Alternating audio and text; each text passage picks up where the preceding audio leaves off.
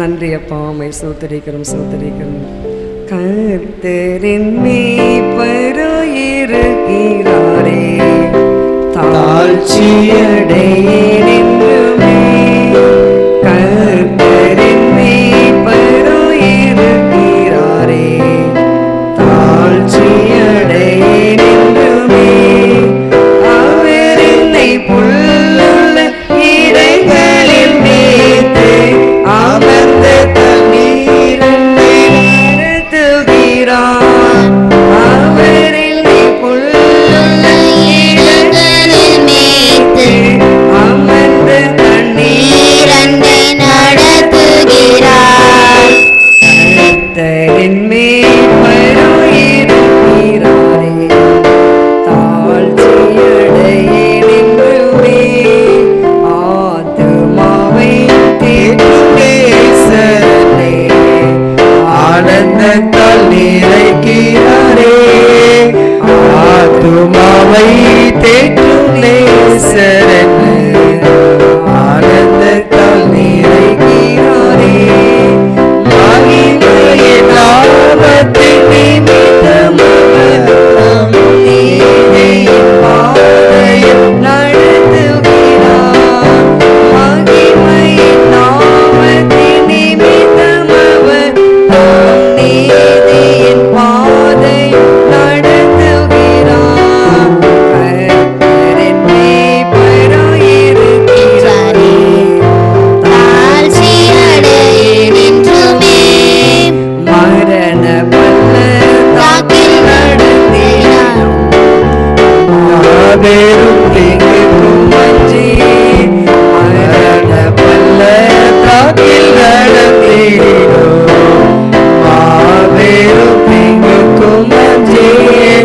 கர்த்தர் என்னோடு இருப்பதாலே அவர் கோலும் தடியும் என்னை தேற்றிடுமே. கர்த்தர் என்னோடு இருப்பதாலே அவர் கோலும் தடியும் என்னை தேற்றிடுமே. கர்த்தர் மேய்ப்பராய் இருக்கிறாரே, தாழ்ச்சியடையேன் என்றுமே. ஆமென். கர்த்தாவே ஸ்தோத்திரிக்கிறோம் ஐயா. இந்த நல்ல நாளில கூட கர்த்தாவே நம்முடைய சமூகத்தில் நாங்கள் பாடினோம், தேவனை ஆராதித்தோம், மகிமைப்படுத்தினோம். இப்பொழுது கூட நம்முடைய வார்த்தை நாங்கள் தியானிக்க போகிறோம். கர்த்தருடைய ஆவியானவர் எங்கள் மத்தியில் நீங்கள் பேசுங்கப்பா. அடிமை மறைத்து நீங்கள் வெளிப்படுங்க. நாங்கள் மனுஷனுடைய சத்தத்தை நாங்கள் கேட்க வரவில்லையா, ஆவியானவரே நம்முடைய சத்தத்தை நாங்கள் கேட்க வந்திருக்கிறோம். நீர் பேசுங்க, அடிமை மறைத்து கொள்ளுங்க. அடிமைக்கும் அது பிரயோஜனமாக இருக்கட்டும், கேட்கிற ஒவ்வொருவருக்கும் அது பிரயோஜனமாக இருக்கட்டும். காத்து கொள்ளுங்க. துதிக்கான மகிமையெல்லாம் உமக்கே செலுத்துகிறேன், இயேசுவின் நாமத்தில் பிதாவே, ஆமென். நாம் உட்காருவோம். நாம் இந்த காலை நேரத்தில் கூட தியானத்திற்காக எடுத்துக்கொள்ளப்பட்ட வேத பகுதி சங்கீதங்களின் புஸ்தகம் 23ஆம் சங்கீதம் 4ஆம் வசனம். எல்லாருக்கும் தெரிந்த சங்கீதம் 23ஆம் சங்கீதம் 4ஆம் வசனம். நான் மரண இருளின் பள்ளத்தாக்கிலே நடந்தாலும் பொல்லாப்புக்கு பயப்படேன், தேவரீர் என்னோடு கூட இருக்கிறீர், உமது கோலும் உமது தடியும் என்னை தேற்றும். ஆமென். தேவரீர் என்னோடு கூட இருக்கிறீர், உமது கோலும் உமது தடியும் என்னை தேற்றும். ஆமென். தேவன் இந்த புதிய மாதத்தில் நம்மோடு கூட இருக்க போகிறார். ஹல்லேலூயா. ஆமென். அதுதான் அவர் இருப்பது மாத்திரமல்ல, அவருடைய கோலும் அவருடைய தடியும் நம்மை தேற்றும். கோல், கோல் என்றால் உங்களுக்கு தெரியுமா? யாருக்கு தெரியும் கோல்? கோல் எப்படி இருக்கும், தடி எப்படி இருக்கும்? இல்லை, ஆமாம், வாக்கு தத்தம். பரவாயில்ல, நல்லது. தடி, தடி என்றால் நீளம் குறைந்த ஒரு கனத்த ஒரு கொம்பு. கொம்பு என்றால் கொம்பு கூட சொல்ல முடியாது. நீளம் என்றால் அதிகமாக நீளம் இருக்காது, ஓரளவுக்கு இருக்கும், கொஞ்சம் தான் குறைந்த தடிமனமாக இருக்கும். அதுக்கு தான் அதற்கு பெயர் என்ன சொல்வார்கள்? தடி என்று சொல்லுவார்கள். அது மோஸ்ட்லி யார் அதை பயன்படுத்துவார்கள்? ஆமாம், பார்வை இல்லாதவர்கள் பயன்படுத்தலாம். வயது முதிர்ந்தவர்கள் தனக்கு ஒரு சப்போர்ட்டாக அந்த தடியை என்ன செய்யலாம்? அவர்கள் பயன்படுத்தலாம். ஹல்லேலூயா. அடுத்து கோல். கோல் என்பது அது ஒரு நீளமான ஒரு கோல். அந்த நீளமான கோலில் முன்னாடி பார்த்தீங்கன்னா ஒரு கொக்கி மாதிரி ஒன்று வைத்திருப்பார்கள். இப்போ நீங்கள் தோட்டத்தில் முருங்கைக்காய் இருக்கணும், ஒரு மாங்காய் அறுக்கணும், இல்லை இதை மரத்துலேருந்து சில காய்கள்லாம் அறுக்கணும்னா நம்ம வந்து மேலேருந்து அறுத்து கீழே போட்டால் அது அத்தனையும் என்ன ஆகும் சொல்லுங்கள், உடைஞ்சிடும், அது வீணாயிடும், அதில் எதுவுமே செய்ய முடியாது, அது அப்படியே கெட்டுவிடும். அதுக்காக என்ன செய்வார்கள், ஒரு நல்ல ஒரு பேக் வைத்து கொண்டு கிராமத்தில் மரம் வைத்துக்கவங்க நன்றாக தெரியும், அப்படி தானே, அந்த கொக்கி மாதிரி ஒன்று இருக்கும், அதில் என்ன செய்வார்கள், அதில் அதை அப்படியே அறுப்பாங்க. கரெக்டாக உண்மை தானே இல்லை? ஆமாம். அப்போ அதில் தான் அது என்னது சொல்லுங்கள், அது வந்து கோல், அது கோல். அது அப்படியாக நம்முடைய இயேசு கூட வந்து எதற்காக இந்த சங்கீதத்தை தாவீது எழுதுறாரு இல்லை? ஆச்சரியமாக இருக்குது. தாவீது ராஜாவுக்கு கூட இந்த தடியும் இந்த கோலும் அவருடைய வாழ்க்கைக்கு ஒரு பாதுகாப்பாக இருந்திருக்குது. இன்றைக்கு நம் வாழ்க்கையில் கூட இந்த தடியும் இந்த கோலும் நமக்கு எப்படி இருக்க வேண்டும் சொல்லுங்கள், பாதுகாப்பாக இருக்க வேண்டும். இது ஒரு சண்டே ஸ்கூல் வசனமாக இருந்தாலும் இதில் ஒரு ஆழமான ஒரு கருத்துக்கள் இருக்குது. தேவரீர் என்னோடு கூட இருக்கிறீர், உமது கோலும் உமது தடியும் என்னை தேற்றும். இன்றைக்கு நம்முடைய கோலும் தடியும் நம்மை தேற்ற வேண்டும், நம்மை ஆற்ற வேண்டும் இல்லையா? ஆபத்தான கஷ்டமான ஒரு மரணத்தின் ஒரு சூழ்நிலையில் மரணம் நேரிடுகிறது அப்படின்னு வந்து ஒரு சூழ்நிலை வரும் பொழுது, அநேக ஆண்டுகளுக்கு முன்னதாக ஐயா அவர்களுக்கு எர்னியா ஆப்ரேஷன் பண்ணினார்கள். அந்த எர்னியா ஆப்ரேஷன் பண்ணும் பொழுது இந்த சைடு தான் கீழே வந்து குறுக்க அப்படி அந்த ஆப்ரேஷன் செய்வார்கள். அப்பொழுது ஐயா அவர்கள் வந்து டேப்லெட்லாம் எடுக்க மாட்டாங்க, ரொம்ப ஃபெய்த்தாக இருந்தாங்க. இப்போ திடீரென்று அவர்கள் செக்கப்புக்கு போகும்போது தான் தெரிய வந்தது இப்படி இருக்குன்று. அப்போ சுபிக்ஷா என்று ஒரு நர்சிங் ஹோம் பெரம்பூரில் டாக்டர் கிருஷ்ணன் ஐயாவோட எங்களுக்கு வந்து ரொம்ப பழக்கமானவங்க. அவர் வந்து ஹிந்து தான், பட் ப்ரேயர்லாம் ரொம்ப விரும்புவார். அப்போ வந்து ஒரு தெரிந்த நண்பர்கள் ஐயாவை வந்து அவரிடத்துல கொண்டு போனார்கள். பாஸ்டர், இது வந்து நம்ம எடுக்கலைன்னா உயிருக்கே ஆபத்தாயிடும். நான் சொல்கிறேன், நான் வந்து ஒரு டாக்டர் தான், ஆனாலும் உங்களுக்கு ஒரு நண்பர் மாதிரி நான் வந்து வீட்டிலேயே வச்சு உங்களுக்கு என்னெல்லாம் செய்ய முடியுமோ அதையெல்லாம் உங்களுக்கு அருமையாக நான் செய்கிறேன். ப்ளீஸ் நீங்கள் வந்து மாட்டேன்னு மட்டும் சொல்லக்கூடாது, நீங்கள் ஃபெய்த்து வைங்க, நான் வேண்டான்னு சொல்லலை, பட் இதில் நீங்கள் ஃபெய்த்து வச்சிங்கன்னா உங்கள் ஜீவனுக்கு வந்து கேரண்டி கிடையாது அப்படின்னு அந்த டாக்டர் ஐயா சொன்ன மாத்திரத்தில் அப்பொழுது தான் ஐயா அவர்களுக்கு அந்த எர்னியா ஆப்ரேஷன் செய்யப்பட்டது. அப்பொழுது அந்த ஆல்கஹால் அதிகமாக கொடுத்தது நிமித்தம் அவருடைய சரீரமானது பாடி பல்கியாக இருக்கிறபடினால அவருக்கு அது ஒத்துக்கொள்ளவில்லை. ஒத்துக்கொள்ளாதனால அவருக்கு வந்து ஜீவன் போயிட்டே இருக்குது, அவருக்கு நன்றாக தெரிகிறதாம். அப்பொழுது வந்து உடனே ஆண்டி வந்து எங்களுக்கு எல்லாம் ப்ரேயர் பண்ணுறதுக்கு அங்கேருந்து எங்களுக்கு கால் பண்ணாங்க. எல்லாம் ஜெபத்தில் இருங்கம்மா அப்படி எல்லோரும் நாங்கள் ஜெபிச்சுட்டே இருந்தோம். ஐயா வந்து அந்த ஆப்ரேஷன் முடிஞ்சு அவர் சொன்ன ஒரு சாட்சி இது. அப்போ ஜீவன் பாருங்கள், மரண பள்ளத்தாக்கில் நாம் இந்த நாட்கள் நடந்து கொண்டு இருந்தாலும் அந்த நேரத்தில் நாம் ஜெபிக்கும் பொழுது பாருங்கள், கர்த்தருடைய கோலும் தடிய நம்மை தேற்றும். அதுக்கு தான் நான் சொல்லுகிறேன், இன்றைக்கி நம்ம வாழ்க்கையில் கூட மரண பள்ளத்தாக்கில் மரணம் எனக்கு அப்படியே நெருங்கிட்டு வருது.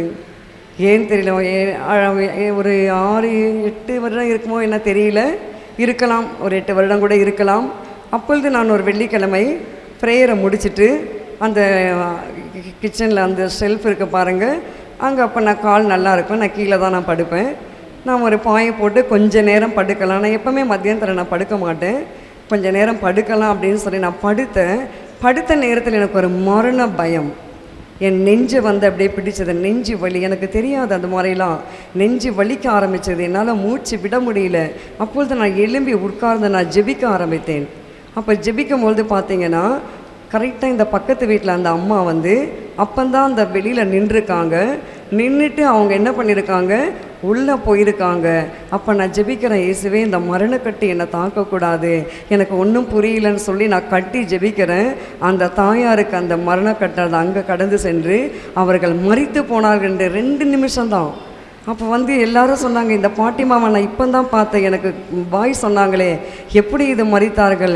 அன்றைக்கு தேவ பாருங்கள், எனக்கு அந்த நாளில் தேவன் என்னை மரண பள்ளத்தாக்கு நான் கடந்து போயிட்டுருக்கும்போதே கர்த்தருடைய கோலும் தடியும் என்னை தேற்றினது. இது உண்மையாக நடந்தது, கர்த்தர் கேட்கிறார் இதை. அப்படியாக இன்றைக்கு பிரியமான தேவ ஜனமே, இன்றைக்கு உங்கள் வாழ்க்கையில் ஏதோ ஒரு பயம் உங்களை ஆட்கொண்டு இருக்கிறதா, ஏதோ ஒரு கவலை உங்களை ஆட்கொண்டு இருக்கிறதா, கஷ்டம், எல்லாருக்குமே கஷ்டம் வரும், கஷ்டம் யாருக்குமே வரன்னு சொல்ல முடியாது, ஆபத்து. அடுத்தபடியாக சுற்றிலும் சத்துருக்கள். நம்ம தாவீது ராஜாவை எடுத்துக்கொள்ளுங்கள், தாவீது ராஜாவுக்கு சுற்றிலும் சத்துருக்கள், அவரால் ஒன்றும் முடியல. மாமனார் ஒரு புறம், மகன் ஒரு புறம், சத்துருக்கள் அப்படியாக சூழ்ந்து கொள்ளுகிறார்கள். அப்படி இருக்கிற பட்சத்தில் தாவீதுக்கு என்ன செய்வது என்று தெரியல. அப்பொழுதுதான் அவர், நம் மரண பள்ளத்தாக்கில் நடந்தாலும் தேவரீர் என்னோடு கூட இருக்கிறீர், உமது கோலும் உமது தடியும் என்னை தேற்றும். ஹல்லேலூயா சொல்லலாமா? இன்றைக்கு நீங்கள் எத்தனை கஷ்டமான சூழ்நிலை கடந்து போனாலும் இன்றைக்கு இயேசு உங்களை என்ன செய்ய போகிறார் சொல்லுங்கள்? அவருடைய கோலையும் தடியும் வைத்து தேற்ற போகிறாரு. அதனால தான் முதலாம் வசனத்தை நம்ம என்ன வாசிக்கிறோம்?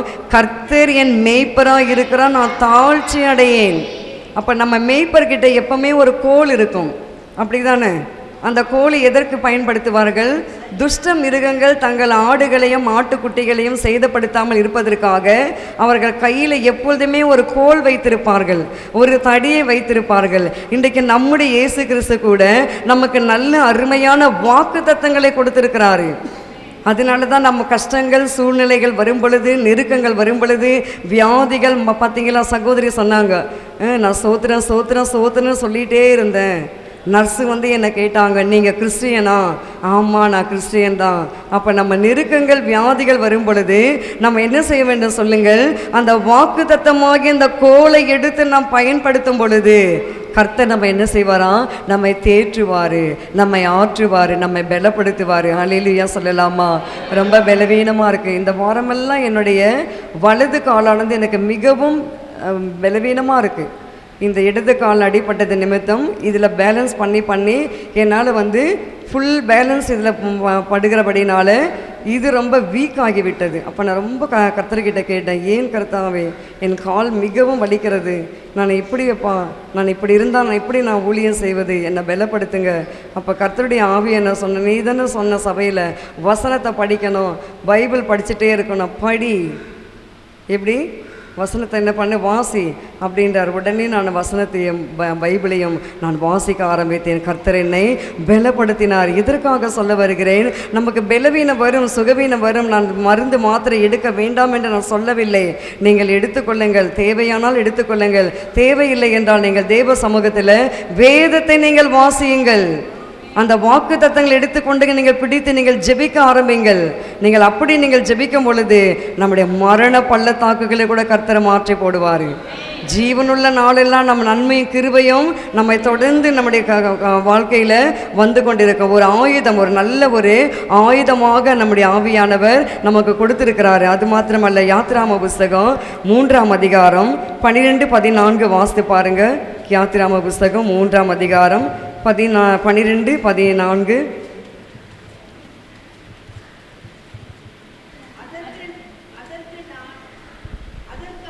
நான் உன்னோடே இருப்பேன், நீ ஜனத்தை எகிப்திலிருந்து அழைத்த பின் நீங்கள் இந்த மலையின் தேவனுக்கு ஆராதனை செய்வீர்கள், நான் உன்னை அனுப்பினேன் என்பதற்கு இதுவே அடையாளம் என்றார். யாத்திராமம் புஸ்தகம் யாத்திராமம் 3ஆம் அதிகாரம் 12-14. யாத்திராகமம் 3:12-14. அதற்கு தேவன், இருக்கிறவராகவே இருக்கிறேன் என்று மோசையுடனே சொல்லியிருக்கிறேன் என்பவர் என்னை உங்களிடத்துக்கு அனுப்பினார் என்று இஸ்ரவேல் புத்திரரோடே சொல்வாயாக என்றார். ஆமென். 12 வாசிங்க. அதற்கு அவர், நான் உன்னோடே இருப்பேன், நீ ஜனத்தை எகிப்திலிருந்து அழைத்த பின் நீங்கள் இந்த மலையின் தேவனுக்கு ஆராதனை செய்வீர்கள், நான் உன்னை அனுப்பினேன் என்பதற்கு இதுவே அடையாளம் என்றார். ஆமென். அதற்கு அவர், இயேசு என்ன சொல்ற, கர்த்தர் என்ன சொல்றாரு? மோசேக்கு, நான் உன்னோடு இருப்பேன், நீ ஜனத்தை எகிப்திலிருந்து அழைத்து வந்த பின் நீங்கள் இந்த மலையில் தேவனுக்கு ஆராதனை செய்வீர்கள், நான் உன்னை அனுப்பினேன் என்பதற்கு இதுவே அடையாளம்.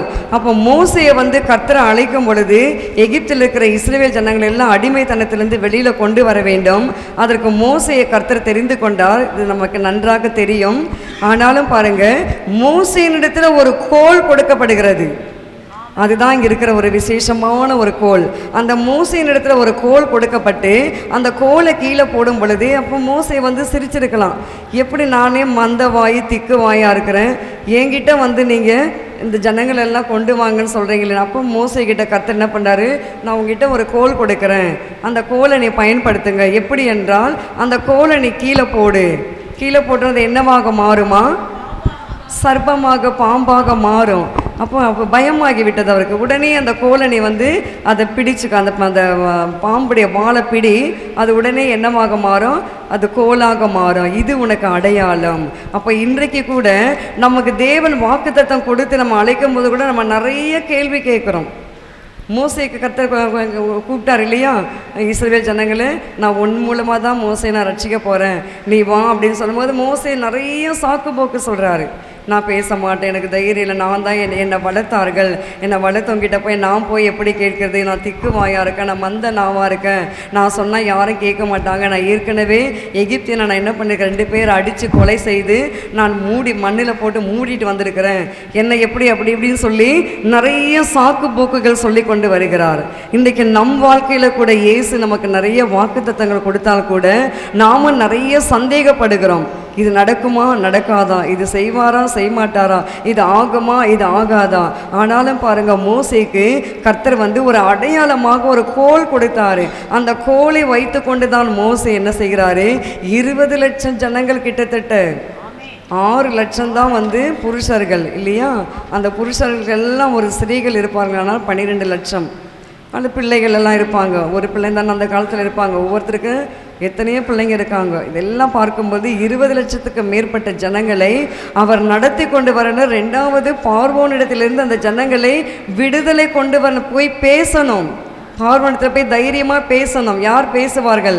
மோசேக்கு தான் அந்த அதிகாரத்தை கர்த்தர் கொடுத்தாரு. அப்படி சொல்லும்போது மோசே வந்து ஒரு சாக்கு போக்கு சொன்ன நேரத்தில் தான் கர்த்தருடைய ஆவியான சொல்லுகிற ஒரு கோலை கொடுக்குறேன், அந்த கோலை பயன்படுத்தி நீ என்ன பண்ணு மோசே, அந்த ஜனங்களை வழி நடத்தி கொண்டு வா அப்படி என்று சொல்லி இன்றைக்கு நம்முடைய வாழ்க்கையில் கூட இயேசு நம்மை நடத்தி கொண்டு வர போகிறார், வழி நடத்த போகிறாரு. ஒரு வாக்குத்தத்த கோலை கொடுத்துருக்கார். மாதந்தோறும் நமக்கு வாக்குத்தத்தம் கொடுக்குறாரு. ஒவ்வொரு நாளும் நமக்கு வாக்குத்தத்தம் கொடுக்குறாரு. நீங்கள் வீட்டில் உட்கார்ந்து நீங்கள் வேதத்தை வாசித்து பார்த்தீங்கன்னா உங்களோட ஆவியான பேசுவார். அந்த பேசுகிறது தான் அந்த வாக்குத்தத்தம். அந்த வாக்குத்தத்தங்களை பிடித்து கொண்டு நாம் ஜெபிக்கும் பொழுது 20 லட்சம் ஜனங்களை ஒன்றும் இல்லாத மோசையை கொண்டு நடத்தி கொண்டு வருவதற்கு தேவன் பயன்படுத்துவாரானால் நம்மையும் கர்த்தர் பயன்படுத்துவார். அல்லேலூயா சொல்லலாமா? ஆமென். அப்படிப்பட்ட கோலும் தடியும் இன்றைக்கு நம் வாழ்க்கையில் இருக்கும்போது அது நம்மை தேற்றி ஆற்றி நம்ம என்ன செய்ய சொல்லுங்கள், நம்மை பாதுகாத்து நடத்தும். அதே யாத்திராம புஸ்தகம் 4ஆம் அதிகாரம் 2-3 வாசித்து பாருங்க. கர்த்தர் அவனை நோக்கி, உன் கையில் இருக்கிறது என்ன என்றார். ஒரு கோல் என்றார். அதை தரையிலே போடு என்றார். அதை தரையிலே போட்டபோது அது சர்வமாயிற்று. மோசே அதற்கு விலகி ஓடினார். பார்த்தீங்களா? அப்போ கர்த்தர் அவனை நோக்கி உன் கையில் இருக்குது என்ன அப்படின்னு கேட்குறாரப்பா. அதுக்கு அவர் என்ன சொல்றாரு, ஒரு கோல், சாதாரண ஒரு கோல், அது தேவ கோல், அது தேவனுடைய வாக்குத்தத்தம் அடங்கிய கோல். மோசே வந்து சாதாரண கோலாக பார்க்குறாரு. மோசே கிட்ட கொடுத்து தான் அழைக்கிறாரு கர்த்தர். அப்போ அவர் வந்து பயப்படுறாரு. அப்பொழுது மோசே 1ஆம் வசனத்துல, அப்பொழுது மோசே, அவர்கள் என்னை நம்பார்கள், என் வாக்குக்கு செவி கொடார்கள், கர்த்தர் உனக்கு தரிசனமாகவில்லை என்று சொல்வார்கள் என்றான். பார்த்தீங்களா? அப்போது என்னை நம்ப மாட்டாங்களே, கர்த்தர் உனக்கு தரிசனம் ஆகலன்னு சொல்லுவார்களே, நான் என்ன செய்வது? என் வாக்குக்கு செவி கொடுக்க மாட்டாங்க, நான் சொன்னால் யாரும் கேட்க மாட்டாங்க. நான் கூட கர்த்தர் என்ன ஊழியத்துக்கு எல்லாரும் ஜெபித்து சொன்னார்கள், உனக்கு ஊழியம் ஐயாவை தான் நீ திருமணம் செய்து கொள்ளணும், அப்போ கர்த்தர் என்கிட்ட பேசட்டும், அப்பொழுது நான் செய்து கொள்ளுகிறேன் என்று சொல்லி நான் பிடிவாதமாக இருந்தேன். அப்பொழுது கர்த்தர் என்னோடு பேசினார். ஏன்னா ஊழியன்னா சும்மா கிடையாது. அப்போ நான் கேட்டேன், நான் சொன்னால் யாருமே கேட்க மாட்டாங்களே, நான் இதே சபையில் தானே வளர்ந்தேன், என் பேச்சை யாருன்னா கேட்பாங்களா, நான் எனக்கு பேசக்கூட தெரியாதே, நான் எப்படி அப்படின்ட்டு நிறைய நான் அவனை கேள்வி கேட்டேன். ஆனாலும் கர்த்தர் என்னை விடவில்லை. கர்த்தருடைய ஆவியானவர் வாக்குத்தத்தங்களை கொடுத்து என்னை அழைத்து இந்த கனமான ஊழியத்திற்கு என்னை தெரிந்து கொண்டாரு. ஹல்லேலூயா. அதே தான் மோசே கேட்குறாரு, என் வார்த்தைக்கு யாருமே செவி கொடுக்க மாட்டாங்களே, நாங்கள் எல்லாரும் ஒரே அரண்மனையில் ஒன்றாக தானே இருந்தோம், அப்படி இருக்கும்போது எனக்கு எப்படி கொடுப்பாங்க, எப்படி என்னை செய்வார்கள் என்று சொல்லி. ஆனாலும் கர்த்தர் சொல்கிறார் பாருங்க, கர்த்தர் அவனை நோக்கி உன் கையில் இருக்கிறது என்ன என்றார். அப்போ இன்றைக்கு தேவஜனமே நம்மை பார்த்து கர்த்தர் கேட்குறாரு, உன் கையில் நான் கொடுத்துருக்கேனே மகனே மகளே, அது என்ன? வேதம். அந்த வேதத்தை நீ என்ன பண்ணிட்டு இருக்கிற? நான் ஜிப்பு போட்டு நான் பத்திரமா நான் வந்து பூச்செல்லாம் அரிக்காமல் நான் ஒரு நல்ல ஒரு ஷெல்ஃபில் நான் பத்திரமா வச்சுருக்கேன் ஏசப்பா அப்படின்னு நம்ம சொல்கிறோமா? ஒரு பரிசுவான் சொல்லுவார், யாருடைய வேதாகமம் அழுக்காக இருக்கோ அவங்க தான் நிறைய படிக்கிறாங்கன்ற அர்த்தமாம். யாருடைய வேதாகம் புதுசாக இருக்கோ அவங்க என்ன இல்லை, அவங்க வேதத்தை படிக்கவே இல்லை என்று அர்த்தமா. ஏன்னா அவங்க பெறட்டுறது கிடையாது. அப்படி தானே டேனியல் பிரதர், கவனிக்கிறீங்களா? இல்லை உங்கள் பைபிள் எப்படி இருக்குது? நல்லா சுத்தமாக இருக்குங்களா இல்லை அழுக்காக இருக்குங்களா? இல்லை, ஆமாம், நம்ம ஆராய்ந்து பார்க்கணும். அப்போ நான் ஸ்டார்டிங்கில் இன்னும் அந்த பைபிள் நான் வச்சுருக்கேன். எடுத்து எடுத்து எடுத்து இந்த பேப்பரே பார்த்தீங்கன்னா மஞ்சள் கலர் ஆகிடும். அது ரெக்கார்டுக்காக அப்படி வச்சிருக்கிறேன் அந்த பைபிளை. நம்ம எடுத்து வாசிக்க வாசிக்க அதே மாதிரி நம்ம இடத்துல தேவன் என்ன செய்திருக்கிறாரு? வேதத்தை கொடுத்திருக்கிறாரு. அந்த வேதத்தை கொடுத்த தேவன் நம்ம என்ன செய்ய வேண்டும்? அந்த வேதத்தை பிரித்து நம்ம வாசிக்கணும். வாசித்து அதில் இருக்கிற கருத்துக்களை நம்ம என்ன செய்யணும்? எடுத்துக்கொண்டு அதை பிடித்து கொண்டு நாம் ஜெபிக்க நாம் கற்றுக்கொள்ள வேண்டும். அல்லேலூயா சொல்லலாமா? ஆமென். வாக்கு தத்தம் கொடுத்தவர் உண்மையுள்ள தேவன். அவர் வாக்கு மாறாதவர். அவர் எவ்வளவேனும் வாக்குத்தத்தத்தில் பொய்யுரையாத தேவன். அவர் என்னெல்லாம் சொன்னாரோ அதெல்லாம் நிச்சயமாக செய்வார். நான் கடந்த நாட்களில் ஜெபத்தில் காத்திருக்கும் போது கர்த்தர்கிட்ட கேட்டேன், நீங்கள் தானே சொன்னீங்க வருக வரைக்கும் இந்த சபை இருக்கும்னு. இப்போ இப்படி ஒரு கோடு போட்டாங்க, என்ன ஆவியானவரே இந்த மாதிரி பண்ணிட்டீங்களே, எப்படி இருக்கும்னு. அப்போ கர்த்தர் சொன்னார், அந்த இடத்தெல்லாம் உனக்கு கொடுத்தாதான் இருக்கும்னு நினைக்கிறியா? இது போனியே ஆகாதுன்னு வச்சுக்கோ, இது விலையே போகாதுன்னு வச்சுக்கோ, இது அப்படியே தானே இருக்கும். அப்போ அந்த இடம் வருக வரைக்கும் இருக்கா இல்லையா? ஆமாம் ஏசப்பா இருக்கு. அப்படியாக நமக்கு கொடுக்கப்பட்ட வாக்குத்தத்தங்கள் சூழ்நிலைகள் வேற மாதிரி மாறிவிட்டால் நம்ம கேள்வி கேட்கிறோம். நான் கர்த்தர்கிட்ட நிறைய கேள்வி கேட்டேன், ஆனால் மன்னிப்பாக கேட்பேன். என் பழக்கம் அது. நிறைய கேள்வி கேட்டுடுவேன், அதே டைமில் நிறைய மன்னிப்பு கேட்டுடுவேன். நான் கேட்கக்கூடாது ஐயா, ஆனாலும் என்னை மன்னிச்சிடுங்க. என்ன பண்ணுறது, நான் மனுஷர் தான், சூழ்நிலை அப்படி வரும் பொழுது நான் கேள்வி கேட்டு விடுகிறேன். ஆனாலும் கர்த்தர் உடனே நம்ம உணர்த்துவார். அப்படி அதுக்கு தான் நம்ம என்ன செய்கிறோம்? வேதத்தை வாசிக்க வேண்டும். இன்றைக்கு நாம் வேதம் வாசிக்கிறோமா? நம் வேதத்தை தியானிக்கிறோமா? எத்தனை பேர் வேதம் படிக்கிறீங்க? இன்றைக்கி நான் உங்களுக்கு ஒரு அசைன்மெண்ட் கொடுத்துருக்கேன் இல்லையா? வர்ஷிப் டைமில் என்ன கொடுத்தேன்? சாங் ஆஃப் சாலமன், உன்னத பாட்டின் புஸ்தகம். அந்த உன்னத பாட்டை நீங்கள் இந்த வாரமெல்லாம் படிச்சுட்டு வாங்க. அதில் இருக்க பாருங்கள், நேசரை குறித்து. மணவாட்டி நேசரை எப்படி வர்ணிக்கிறாங்க, நேசர் மணவாட்டி எப்படி வர்ணிக்கிறாங்க என்பதிலே அது இருக்குது. 8 அதிகாரம் இருக்குன்னு நினைக்கிறேன். எத்தனை அதிகாரம் இருக்குது உன்னத பாட்டில்? 8 அதிகாரமா? ஆமாம், 8 அதிகாரம் இருக்குது. நீங்கள் போயிட்டு இந்த வாரமெல்லாம் ஒரு நாளைக்கு ஒரு அதிகாரம் என்று வைத்து கொண்டால் கூட ஒரு வாரத்தில் நீங்கள் அந்த வேதத்தை என்ன செய்யலாம்? அந்த புஸ்தகத்தை நீங்கள் வாசித்து விடலாம். எனவே நீங்கள் வேதம் வாசிக்க வாசிக்க தேவ ஜனமே உங்களோடு கூட ஆவியான பேசுவார். அந்த வசனமாவது உங்கள் ஆத்துமாவை உயிர்ப்பிக்கிறதுமாக இருக்கிறது. அதற்காக தான் தேவன் கோலும் தடியும் என்னை தேற்றும். தாவீதை தேற்றினதா இல்லையா? இல்லை, எத்தனை விசை தேற்றினது. இன்றைக்கு நம் வாழ்க்கையில் கூட அப்படி கர்த்தருடைய ஆவியானவர் தேற்றும்படிக்கு செய்வார். அதே யாத்திராம புஸ்தகம் 14ஆம் அதிகாரம் 16 வாசிங்க. யாத்திராம புஸ்தகம் 14, 16.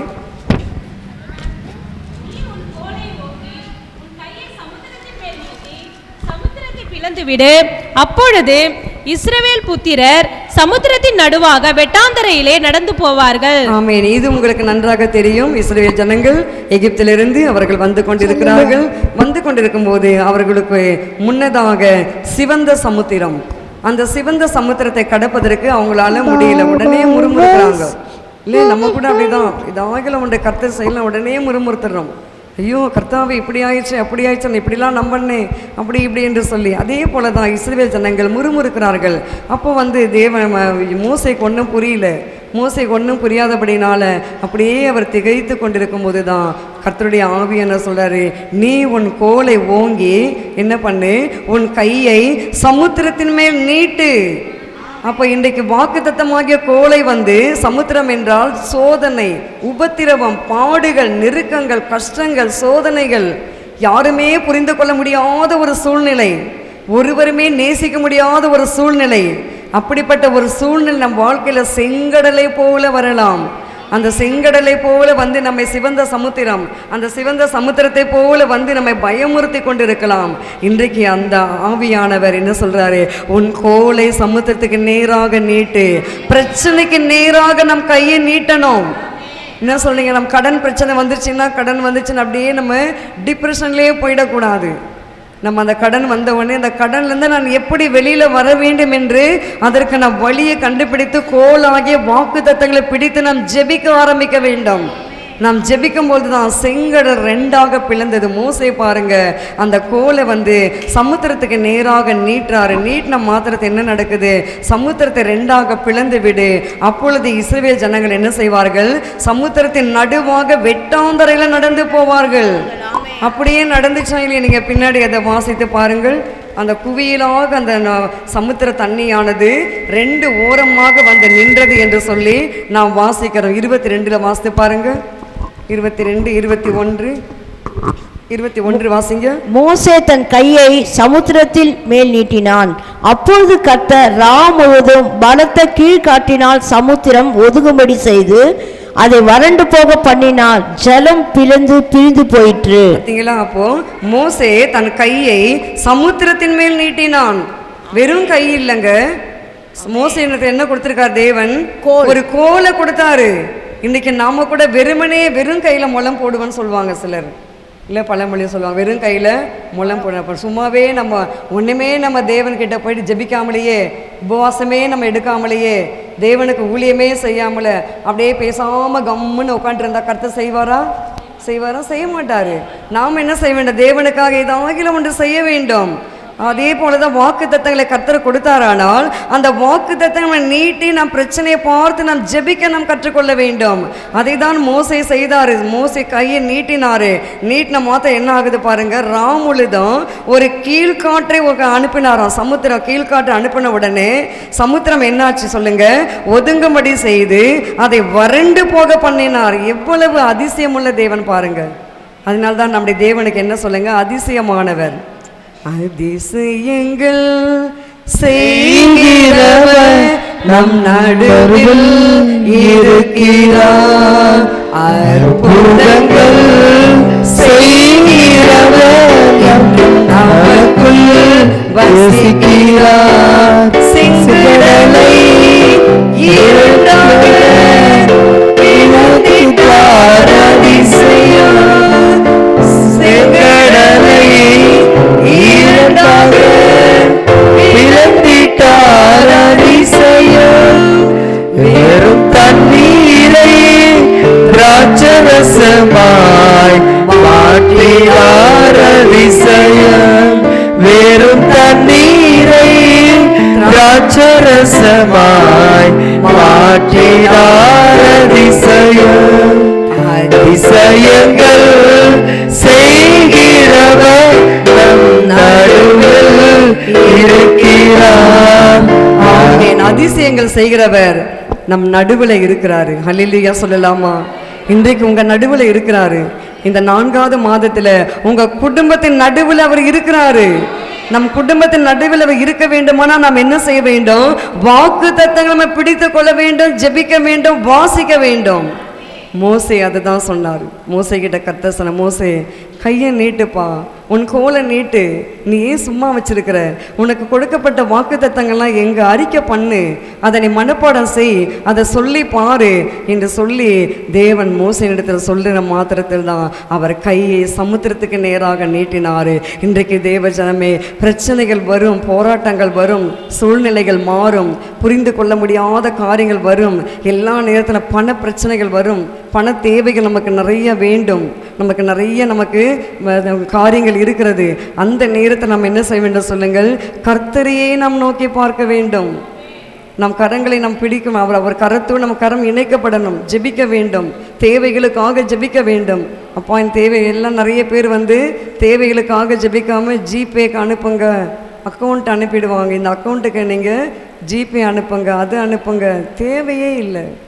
எதுக்குங்க நமக்கு இல்லை? அக்கௌண்ட்டை கொடுத்து நம்ம பணம் வாங்கி நம்ம பிச்சைக்காரங்களா? என்ன சொல்லுங்க? நம்ம தேவன் அப்படிப்பட்ட தேவன் இல்லை. நம்முடைய தேவன் ஐஸ்வர்யம் உள்ளவர். நம்முடைய தேவைகளுக்காக ஜெபிக்கும் பொழுது அவரே கொடுப்பாரு. ஒவ்வொரு நாளும் சபை அவர் தான் நடத்துறாரு. ஒவ்வொரு நாளும் உங்கள் குடும்பங்களை கர்த்தர் தான் நடத்துறாரு. எப்படி நடத்துறாரு சொல்லுங்க? நீங்கள் சம்பாதிப்பதற்கு தேவையான பலனை கர்த்தர் கொடுக்கிறாரா இல்லையா? அவர் கொடுக்கலாம் உங்களால் என்ன செய்ய முடியாது? சம்பாதிக்க முடியாது, நீங்கள் வேலை செய்ய முடியாது. கர்த்தர் தான் உங்களுக்கு கொடுக்குறாரு, கர்த்தர் தான் நடத்துகிறாரு. அதனால நம் வாக்கு தத்தங்களை பிடித்து நாம் ஒவ்வொரு நாளும் ஜெபிக்கும் பொழுது மோசே மூலமாக செய்த அற்புதங்கள், வெட்டாந்தரையாக நடந்து போனார்களாம். சமுத்திரம்னா உங்களுக்கு தெரியும், கடல். அந்த கடலை வந்து ரெண்டாக பிளந்து அதை என்ன செய்தாராம்? வெட்டாந்தரைன்னா ட்ரை லேண்டு இல்லை, வெட்டாந்தரைனா காலி லேண்டு, வெறுமையான லேண்டு. அந்த வெறுமையான அந்த பாதையில் சமுத்திரத்தில் வந்து பார்த்தீங்கன்னா எவ்வளோ அதிசயம் பாருங்கள், அந்த சின்ன ஈரப்பசை கூட கிடையாது. அப்போ இஸ்ரவேல் ஜனங்க எவ்வளோ விசேஷமானவர்கள். அப்படி அவர்கள் அந்த பாதை, அந்த சங்கடலை கடந்து அவங்க போயிட்டு இருக்கும்போது பாருங்கள், அதை பார்வோன் பார்க்குறாரு. பார்வோன் பார்த்த உடனே தன்னுடைய ஆட்களையும் அனுப்புகிறார். நீங்களும் போங்க, போய் பிடிங்க, அவங்கள விடாதீங்க, அவங்கள போய் பிடித்து கொண்டு வாங்க. அவங்க இல்லைன்னு சொன்னால் நம்ம நாட்டுக்கு வேலை செய்வதற்கு ஆட்கள் கிடையாது. ஏனென்றால் நம்முடைய ஆட்கள் பலவீனமானவர்கள். எகிப்தியர்கள் எப்படிப்பட்டவர்கள்? பலம் உள்ளவர்கள், அவர்கள் பலசாலிகள், அவர்கள் திறமை உள்ளவர்கள். அதனால் விடக்கூடாது என்று சொல்லி பார்வோன் தன்னுடைய சேனையை அப்படியாக கடலுக்குள் அனுப்புகிறாரு. நடந்த சம்பவம் உங்களுக்கு நன்றாக தெரியும். ஹல்லேலூயா. என்ன ஆச்சு? கடலானது அவர்களை மூடி போட்டது என்று நாம் வாசிக்கிறோம். இன்றைக்கு சத்துருக்கள் நமக்கு விரோதமாய் பார்வோனை போல, சேனையை போல அடிக்கடியாக தொடர்ந்து பலவீனம், தொடர்ந்து நஷ்டம், தொடர்ந்து நமக்கு போராட்டம், தொடர்ந்து நமக்கு வாழ்க்கையில் பிரச்சனை, குடும்பத்தில் சமாதானமே இல்லை அப்படின்னு பார்வோனை போல உங்களை பின்தொடர்ந்து வந்தாலும் ஆவியானவங்க கூட இருக்கிறாரு. கர்த்தர் உங்கள் நடுவில் இருக்கிறாரு. உங்கள் வாக்கு தத்தங்கள் நீட்டி நீங்கள் ஜெபிக்க ஆரம்பிங்க. அதை எல்லாம் கர்த்தர் என்ன செய்வார்? அந்த யார் அவர்கள்? எகிப்து ஜனங்களை அந்த சமுத்திரமானது மூடி போட்டது போல நம் வாழ்க்கைக்கு விரோதமாக எழும்புகிற சத்துருக்கள் அத்தனை பேரையும் கர்த்தரை மூடி போடுவார். ஹல்லேலூயா சொல்லலாமா? ஆமீன். அதுதாங்க கோலும் தடியும் நம்மை தேற்றுகிற ஒரு காரியம். அதே ஆதியாம புஸ்தகம் 32:10 வாசிங்க. ஆதியாம 32:10. அடியேனுக்கு தேவரீர் காண்பித்த எல்லா தயவுக்கும் எல்லா சத்தியத்துக்கும் நான் எவ்வளவேனும் பாத்திரன் அல்ல. நான் கோலும் கையுமாய் இந்த யோர்தானை கடந்து போனேன். இப்பொழுது இவ்விரண்டு பரிவாரங்களையும் உடையவன் ஆனேன். ஆமீன். யாக்கோபை குறித்து உங்களுக்கு நன்றாக தெரியும். யாக்கோபு தன் அண்ணனால் விரட்டப்பட்டு தன் ஜீவனை காக்க வேண்டும், தன் உயிரை எப்படியாகிலும் பாதுகாக்க வேண்டும் என்று சொல்லி அதை அப்படியாக அவர் ஒரு கோலோடு அவர் கடந்து வருகிறார். அவருக்கு வேறு எதுவுமே அங்கே இல்லை. கையில் வந்து அவருக்கு ஒரு கோல் மாத்திரம்தான். அந்த வெறும் கோலாக வந்த யாக்கோபை தேவன் என்ன செய்கிறாரு? 2 பரிவாரத்துக்குரிய ஆசீர்வாதங்களை கர்த்தர் கொடுக்கிறாரு. காரணம் என்ன சொல்லுங்க? யாக்கோபு வந்து தன் தாயினிடத்தில் விசுவாச அறிக்கையினாலேயே அவர் வாழ்ந்தார். சில தாய்மார்கள் வந்து பிள்ளைங்களுக்கு வசனத்தையே ஊட்டி ஊட்டி வளர்ப்பார்கள். இன்றைக்கு நம் தாய்மார்கள் எப்படி வளர்க்குறாங்கன்னு எனக்கு தெரியல. வளர்க்குறீங்களா? உங்கள் தாய்மார்கள் எல்லாம் நீங்கள் என்ன பண்ண, உங்கள் பிள்ளைங்களுக்கு வசனத்தை ஊட்டணும். நல்ல சத்தான ஆகாரம் நீங்கள் ஊட்டுறீங்களோ இல்லையா, அது ஒரு பக்கம் இருக்கட்டும், அதுவும் நல்லது. அதை காட்டிலும் வசனத்தை நீங்கள் ஊட்ட வேண்டும். நீங்கள் வசனத்தை ஊட்டி ஊட்டி நீங்கள் அந்த பிள்ளைகளுக்கு இப்பொழுதுந்தே நீங்கள் கற்றுக் கொடுத்து பாருங்கள். பிற்காலத்தில் அந்த பிள்ளைகள் வல்லமையுள்ள பிள்ளைகளாக மாறுவார்கள், நல்ல பட்டதாரிகளாக மாறுவார்கள். ரைட் சகோதரர்கள் 2 பேர் இருந்தார்கள். அவங்க கிறிஸ்டியன் தானே. அவர் என்ன கண்டுபிடிச்சார் தெரியுமா? ஆமாம், விமானம், ஏரோப்ளேனை கண்டுபிடித்தார். சாதாரண ஃபேமிலி தான், கிறிஸ்தவ ஃபேமிலி. காரணம் என்ன சொல்லுங்க? அவங்க தாயார் அவர்கள் அந்த பிள்ளைகளுக்கு வசனத்தை ஒவ்வொரு நாளும் ஊட்டினார்கள், உணவு போல. இன்றைக்கு நம் தாய்மார்கள் எத்தனை பேர் நீங்கள் வசனத்தை ஊட்டுறீங்க? வசனத்தை சொல்லி கொடுக்குறீங்களா? சண்டே ஸ்கூலுக்கு பிள்ளைங்களை நம்ம அனுப்புகிறோம் இல்லையா? சண்டே ஸ்கூலில் படிக்கிறாங்களா? கேட்குறீங்களா? வந்தவுடனே கேட்குறீங்களா? என்ன சொல்லி கொடுத்தாங்க? மனப்பாடம் செய்கிறீங்களா? கேட்குறீங்களா? கேட்க வேண்டும். பிள்ளைகளுக்கு நான் வசனத்தை கற்றுக் கொடுக்க வேண்டும். வீட்டில் கற்றுக் கொடுக்கணும், தினந்தோறும் கற்றுக் கொடுக்கணும். ஒரு நாளைக்கு ஒரு வசனமாகிலும் படிங்க அப்படின்னு நம்ம சொல்ல வேண்டும். தெலுங்கரையங்க அதுபோல் சத்தியம் கேட்கல. தேவன் பாருங்க, வசனத்தை என்ன செய்ய வேண்டும்? பிள்ளைகளுக்கு ஊட்டணும். வாலிப பிள்ளைகளுக்கு கூட இங்கே கற்றுக் கொடுக்கணும். ஆண்டி வந்து நாங்கள் வாலிப பிள்ளையாக இருக்கும்போது வெளியே போயிடுவாங்க, விசிட்டிங் போயிடுவாங்க. எங்கேயாவது கூப்பிட்டா போயிட்டு வாலிப பிள்ளைங்க மைண்டை வந்து பிளாங்காக விட மாட்டாங்க, பிஸியாக வைப்பாங்க. பரிசுத்தமாக இருக்கணும், ஒன்றும் எந்த சிந்தனை வரவே கூடாது. அருமையான தாய் நம்ம என்ன செய்வாங்க தெரியுமா? ஒவ்வொரு ஆளுக்கு ஒரு அதிகாரம், எபேசியர் 6ஆம் அதிகாரம், 1 கொரிந்தியர் 13ஆம் அதிகாரம் அப்படின்னு ஒவ்வொருத்தருக்கும் பிரித்து ஒவ்வொரு அதிகாரத்தை கொடுத்துட்டு போயிடுவாங்க. வந்த உடனே அவங்க அந்த இடத்துல உட்கார்ந்து கேட்பார்கள். எல்லாம் வரிசையாக நின்று நாங்கள் என்ன செய்யணும், அந்த வசனத்தை நாங்கள் மனப்பாடமாக சொல்லணும். ஒரு வசனம் கூட தவறக்கூடாது. அப்படி சொன்னால் மாத்திரம்தான் எங்களுக்கு ஆகாரம், இல்லைன்னா எங்களுக்கு ஆகாரம் கிடையாது. கம்மி பண்ணிவிடுவாங்க, ஆகாரம் கொடுப்பாங்க, அதை கம்மி பண்ணிவிடுவாங்க. எப்படி கம்மி பண்ணுவாங்க தெரியுமா? குழம்பு சாதம் கொடுப்பதுக்கு பதிலாக கஞ்சி சாதம் கொடுப்பாங்க. நிறைய சாதம், அதை ஒரு லிமிட்டு, ஒரு சாப்பிட அளவுக்கு கொடுக்குற ரைஸை காட்டிலும் கொஞ்சம் கம்மி பண்ணுறாங்க. ஏன்? அவங்க கொடுமை இல்லை. அது எதுக்காக சொல்லுங்கள்? பிள்ளைகள் வசனத்தில் தேறி இருக்கணும், பரிசுத்தத்தில் அவங்க நிலைத்திருக்கணும். இல்லைன்னா அந்த பிள்ளைங்க எப்படியாக மாறிவிடுவார்கள்? வேசி பிள்ளைகளாக மாறிவிடுவார்கள். நீங்களும் உங்கள் பிள்ளைகளை கண்டிப்பாக வளங்க. உங்கள் பிள்ளைங்களுக்கு வசனத்தை கற்றுக் கொடுங்க. வசனம் தான் நமக்கு நல்லது. நீங்கள் வசனத்தை எவ்வளோக்கு எவ்வளோ சொல்லி தரீங்களோ அந்த அளவுக்கு தேவன் பாருங்கள். ரைட் சகோதரர்கள் எப்படி கண்டுபிடித்து இன்றைக்கு உலகமெங்க ஏரோப்ளேனில் பறக்கிறாங்க. எல்லா தலைவர்களும், எல்லா சாதாரண மனிதர்களும், விஐபி எல்லாருமே போகிறாங்க தானே. அதுக்கு காரணம் என்ன? அந்த தாயார் அவர்கள் வசனத்தை கற்றுக் கொடுத்தார்கள். ஹல்லேலூயா சொல்லலாமா? இன்றைக்கு நம்முடைய வாழ்க்கையில் கூட தேவ ஜனமே, வாக்கு தத்தம் கோல், அந்த கோலை நாம் வாங்கி கொண்டு பத்திரமாக வைக்கக்கூடாது. அதை நாம் என்ன செய்ய வேண்டும்? பயன்படுத்தி கொண்டிருக்க வேண்டும். தேவ சமூகத்தில் அந்த அறிக்கை செய்து ஜெபித்து கொண்டே இருக்க வேண்டும். நான் கூட ஜெபிக்கிறேன். எரேமியா 30:18 கர்த்தருடைய ஆவியை சொன்னீங்களே, சிறையிருப்பை மாற்றுவன் சொன்னீங்களே, மாற்றுங்க. ஆடல் பாடல் சத்தம் கேட்க சொன்னீங்களே, செய்யுங்க. சோத்திரமாக இதில் கேட்கப்படும் சொன்னீங்களே, செய்யுங்க. எசேக்கியேல் 36:37 ஜனங்களை தருவேன் சொன்னீங்களே, செய்யுங்க என்று சொல்லி நானும் ஜெபித்து கொண்டு வருகிறேன். நீங்களும் ஜெபிங்கள். கர்த்தர் நிச்சயமாக நம்ம வாக்கு தத்தங்களை பிடித்து ஜெபிக்கும் போது நம்மை கர்த்தர் என்ன செய்ய மாட்டார்? நம்மை ஒருவரையும் கைவிடவே மாட்டார். அதே தான் பாருங்கள், யாக்கோபு 2 பரிவாரத்தின் ஆசீர்வாதங்களை பெற்றுக்கொண்டாராம். அவருக்கு ஒன்றுமே கிடையாது. காரணம், அவர் அந்த விசுவாசம். அந்த தாய் ரெபேக்காள் என்ன பண்ணாங்க? ஒவ்வொரு நாளும் யாக்கோபுக்கு விசுவாசத்தை ஊட்டுறாங்க. இப்படி இருக்கணும், உங்கள் முற்பிதா இப்படி இருந்தார், உங்கள் தாத்தா இப்படி இருந்தான்னு சொல்லி இது எல்லாம் முன்னோருடைய அனுபவம் உள்ள சாட்சிகளை சொல்லி சொல்லி அந்த தாய் வளர்த்தபடினால தான் யாக்கோபு பாருங்கள் தேவனை பற்றி கொண்டாரு, போராடினாரு, தேவனோடு போராடினாரு. அவர் போராடினது மாத்திரமல்ல, 2 பரிவாரத்தின் ஆசீர்வாதங்களை பெற்றுக்கொண்டாரு. இன்றைக்கு நாம கூட போராடி ஜெபிக்க கற்றுக்கொள்ள வேண்டும். அது மாத்திரமல்ல, தேவனை நாம் உறுதியாக நாம் பற்றி கொள்ள வேண்டும். ஹல்லேலூயா சொல்லலாமா? ஆமென். உம்மை நம்பி வந்து நான் வெட்கப்படல, உந்தையை என்னை கைவிடல. உம்மை நம்பி வந்து நான் வெட்கப்படல, உந்தையை என்னை கைவிடல. நான் நடந்து வந்தேன், இரு பரிவாரங்கள் எனக்கு தந்தீர். வெறும் கையால் நான் கடந்து வந்தேன், இரு பரிவாரங்கள் எனக்கு தந்தீர்.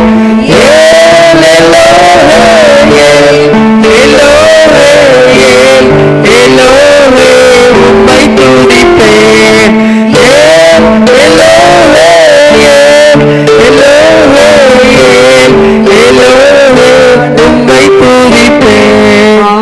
நம்ம கர்த்தரை நம்பி வந்தபடினால நாம் வெட்கப்பட்டு போக மாட்டோம்.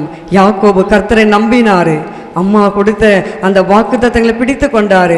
அம்மா சொல்லி கொடுத்த ஜெபத்தை அவர் செய்து தேவனை உறுதியாக பற்றி கொண்டாரு. உறுதியாய் பற்றி கொண்டதின் விளைவுதான் 2 பரிவார ஆசீர்வாதங்களை பெற்றுக்கொண்டாரு. இன்றைக்கு நானும் நீங்களும் தேவனை எப்படி பற்றி கொள்ள போகிறோம்? வாக்குத்தத்தங்களை பிடித்து கொள்ள போகிறோமா? அல்லது வாக்கு தத்தங்களை மறந்து போகிறோமா? இல்லை, நம் வாக்கு தத்தங்களை மறந்து போகக்கூடாது. பிரியமானவர்களே, நாம் ஒவ்வொரு நாளும் வாக்கை நம்பி நாம் வாக்கை பிடித்து ஜெபிக்கும் பொழுது நம்மை தேவன் வெட்கப்படுத்த விட மாட்டார். அதற்கு பதிலாக நமக்கு 2 தனையான பலனை கர்த்தர் கொடுப்பாரு. யோபு வாழ்க்கையில் கொடுத்தாரா இல்லையா? ஆபிரகாம் வாழ்க்கையில் கொடுத்தாரா இல்லையா? ஆபிரகாமுக்கு பிள்ளை இல்லாமல் இருந்தார். அப்போ ஆபிரகாம் கர்த்தர்கிட்ட கேட்குறாரு, நான் பிள்ளை இல்லாமல் இருக்கிறேனே, எனக்கு பிள்ளை கொடுங்க அப்படின்னு சொல்லி கேட்கும்போது 100 வயதில் ஆபிரகாமுக்கு ஒரு பிள்ளையை கர்த்தர் கொடுக்கிறார். அதற்கு ஆபிரகாம் 25 ஆண்டுகள் காத்திருந்தார். இன்றைக்கு நம் வாழ்க்கையில் கூட வாக்குத்தத்தங்கள் நிறைவேற இத்தனை ஆண்டுகள் ஆகிறது. இன்னும் எவ்வளோ காலம், இன்னும் எவ்வளோ காலம் என்று சொல்லி ஒருவேளை நாம் நினைக்கலாம். சீக்கிரத்தில் உங்கள் உபத்திரமெல்லாம் மறையும், சீக்கிரத்தில் உங்கள் துக்கமெல்லாம் சந்தோஷமாக மாறும். உங்கள் வீட்டில் ரட்சிப்பை கர்த்தர் கட்டளையிடுவார். அதுதான் கோலும் தடியும் நம்மை தேற்றும். ஹல்லேலூயா சொல்லலாமா? ஆமென். ஏசாயா 43:1-3 வாசிக்கலாம். ஏசாயா தீர்க்கதரிசி புஸ்தகம் 43ஆம் அதிகாரம் 1-3. இப்போதும் யாக்கோப்பே, உன்னை சிருஷ்டித்தவரும் இஸ்ரவேலே உன்னை உருவாக்கினரும் ஆகிய கர்த்தர் சொல்கிறதாவது, பயப்படாதே, உன்னை மீட்டு கொண்டேன், உன்னை பெயர் சொல்லி அழைத்தேன், நீ என்னுடையவர். நீ தண்ணீர்களை கடக்கும்போது நான் உன்னோடு இருப்பேன், நீ ஆறுகளை கடக்கும்போது அவைகள் உன்மேல் புரளுவதில்லை. நீ அக்கினியில் நடக்கும்போது வேகாதிருப்பாய், அக்கினி ஜுவாலை உன் பேரில் பற்றாது. நான் இஸ்ரவேலின் பரிசுத்தரும் உன்னை இரட்சகருமாயிருக்கிற உன் தேவனாகிய கர்த்தர் உன்னை மீட்கும் பொருளாக எகிப்தையும் உனக்கு ஈடாக எத்தியோப்பியாவையும் சேபாவையும் கொடுத்தேன். ஆமென். பாருங்க, இந்த இடத்துல கர்த்தருடைய ஆவியான சொல்றாரு, கர்த்தர் சொல்லுகிறதாவது, பயப்படாதே, உன்னை மீட்டு கொண்டேன், உன்னை பெயர் சொல்லி அழைத்தேன், நீ என்னுடையவள். தண்ணீர்களை கடக்கும் போது நான் உன்னோடு இருப்பேன். செங்கடலை கடக்கும் போது இஸ்ரவேல் ஜனங்களோடு தேவன் இருந்தாரு. இன்றைக்கு அவங்களுக்கு மாத்திரமல்ல, இன்றைக்கு எனக்கும் உங்களுக்கும் தண்ணீர்கள், சோதனைகள், கஷ்டங்கள் கடக்கும்போது இயேசு நம்ம கூட இருக்க போறாரு. அதனால தான் அவர் சொல்றாரு, பயப்படாதே, நான் உன்னோடு இருக்கிறேன், திகையாதே, நான் உன் தேவன், நான் உன்னை என்ன செய்ய போறேன், பலப்படுத்த போறேன். ஆபிரகாம் கர்த்தர் சொல்றாரு 15ஆம் அதிகாரம் 1ஆம் வசனம் என்ன சொல்றாரு, ஆபிரகாமே நீ பயப்படாதே, நான் உனக்கு மகா பெரிய பெலனும் கேடகமாக இருக்கிறேன். அதே ஆதியாகம புஸ்தகம் 17ஆம் அதிகாரம் 7ஆம் வசனத்தில் நான் வாசிக்கிறோம். 17:7 வாசிங்க. ஆதியாகமம் 17:7. உனக்கும் பின்வரும் உன் சந்ததிக்கும் நான் தேவனாய் இருக்கும்படி எனக்கும் உனக்கு பின் தலைமுறையாக வரும் உன் சந்ததிக்கும் நடுவே என் உடன்படிக்கையை நித்திய உடன்படிக்கையாக ஸ்தாபிப்பேன். அப்படியே கீழே நம்ம வாசிக்கும் போது, நீ பரதேசியாய் தங்கி இருக்கிற கானான் தேசம் முழுவதையும் உனக்கு பின்வரும் சந்ததிக்கும் நித்திய சுதந்திரமாக கொடுத்து நான் அவர்களுக்கு தேவனாய் இருப்பேன் என்றார். நான் அவர்களுக்கு தேவனாய் இருப்பேன். சுதந்திரத்தை கர்த்தர் கொடுப்பாரு, உடன்படிக்கை கர்த்தர் நிறைவேற்றுவாரு, நமக்கு தேவன் கொடுத்த வாக்குத்தத்தங்களை அப்படி நிறைவேற்றுவாரு. ஆபிரகாமுக்கும் செய்தாரு, ஈசாக்குக்கும் செய்தாரு, யாக்கோபுக்கு செய்தாரு. இன்றைக்கு எனக்கும் உங்களுக்கு செய்ய மாட்டாரா? நான் உன்னுடனே கூட இருக்கிறேன். நீ தண்ணீர்களை கடக்கும் போது, நீ செங்கடல் என்றதான அந்த சோதனை வழியாக நீ கடந்து வரும்போது, மகனே மகளே, நான் உன் கூட இருக்கிறேன். நீ மறந்துட்டியா? மறக்காத.